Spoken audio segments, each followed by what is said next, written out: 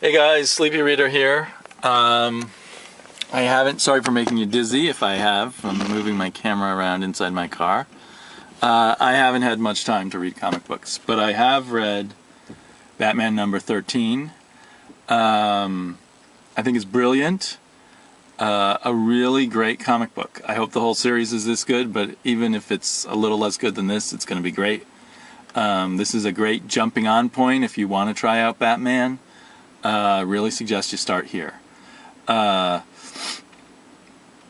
Every scene by scene, it's just beautifully paced, a sort of nesting of reveals and surprises and creepy moments.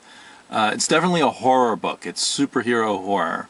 The Joker totally as a really gory horror movie villain. Maybe, kind of on the edge of too gory for me, but it's so well done that I like it anyway.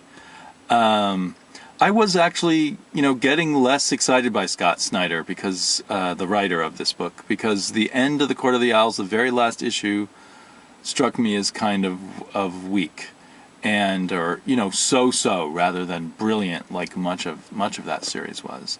And the kind of fill-in issue before the Zero issue, number 12, I thought was just an okay story, a little bit too cute or something for me. But this one knocks it out of the park. And I'm not even a big Joker fan. One of my least favorite heroes. I never read the villains. I never read The Killing Joke. Maybe that would change it for me. But to me, he's kind of avoided most Batman stories with the Joker in it. I read some really old Joker stories, and when I really got turned on to Batman, it was through Ra's al Ghul kind of stories and other kind of mysterious, stories with kind of a mystery suspense quality and not this sort of crazy clown killer. So I wasn't expecting to love this, and I kind of was resisting even halfway through the comic book, but by the end of the comic book, I was just totally hooked. And there's a good backup too, co-written by Snyder and his little buddy. Sorry to call him that, but I don't think. Oops, where's the credits for this one? It's at the back of the story. I'm looking at the credits for the backup story. It's co-written by Scott Snyder and James Tynion IV. I don't think James Tynion IV has written anything by himself yet, so I'm calling him Scott Snyder's little buddy. It has a completely different art style than Greg Capullo, but also very cool, by this artist named Jacques. It has a more sort of painterly quality, without much background detail, but really suits this sort of little outtake of what's going on in the background with Joker and his own sidekick, Harley Quinn. But another thing to note is it's a $3.99 book, and I'm trying to avoid this, so that was part of why I didn't want to like this and just skip it over or wait for the trade. But it's just too good. I won't be waiting for the trade, I don't think.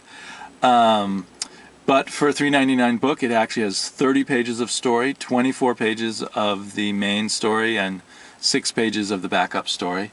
So it's actually quite a good value for the money. It might, page by page, it might even be cheaper than a $2.99 book. Plus the fun, goofy cover. I hope they sell whole Joker masks like that. That'd be fun. So yeah, good jumping on point, gory. I think some of the best comic book storytelling art in the business. I think that Greg Capullo is just doing an incredible job. You may or may not like his actual style. I like his style, but also the way he does the layouts and the movement through the story. You look at some of the pages, and every single panel's from a brilliant different angle. Even though it's cartoony, he captures a lot of emotion. He captures kind of the darkness, but still makes it fun, and it's sort of fun and intense and cartoony and emotional all at the same time. I think he's gonna go down in the history books as, you know, one of the great Batman artists alongside Neil Adams and a number of others. Yeah, I never even read Death in the Family, which this is obviously Death of the Family. It refers back to that. I did kind of get a sense of the early Joker stories. I think I read them once a long time ago in a paperback, a hardback reprint. The Batman 30s to the 70s, which was my first introduction to Batman as a kid. So yeah, there's a number of reasons why I might not have liked this, but actually I loved it. I also read, someone sent me the digital code, thank you very much, Brandon, to Uncanny Avengers, which I feel like was the other big book of this week. And that was a very good superhero Avengers, X-Men, particularly an X-Men feeling kind of book. And I liked it, but I loved this. To me, this is the must pick up comic book of the week, probably of the month, I'm guessing. I mean, there's lots of other good stuff out there. I haven't got to read Punk Rock Jesus yet, for instance. I'm almost 100% sure that will be great too. But this, you know, especially for the mainstream of comics, this is a real high, Is there going to be some significance of the mask of the Joker over Batman? I like that idea. Will Joker kill members of Batman's family? Is his death of the family? Maybe he will destroy Batman's family. So not kill people, but psychologically screw with them. And so I'm just making wild predictions here. Maybe he will screw with them and destroy Batman's family, at least temporarily.